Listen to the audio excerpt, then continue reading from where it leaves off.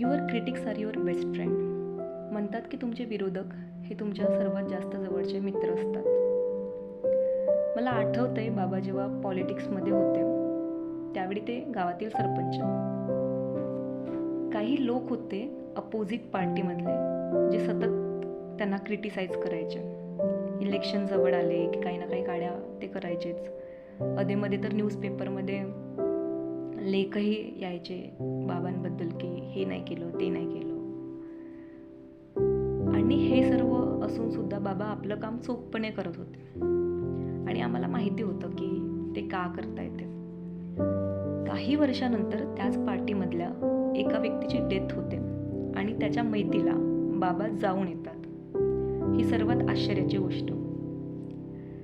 दिवस उलटतो आणि सायंकाळी नेहमीप्रमाणे आमचा अभ्यास घेत असतात बाबा. त्यावेळी न राहवत मी त्यांना विचारते की तुम्ही का गेला तिथे?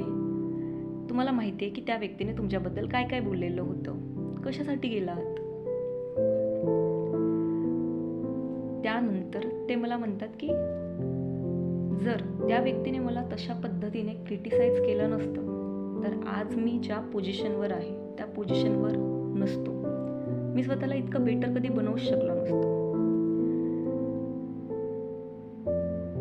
आणि मला त्यावेळी वाटलं की खरंच म्हणजे आपल्या आजूबाजूला क्रिटिक्स असणं हे किती गरजेचं आहे.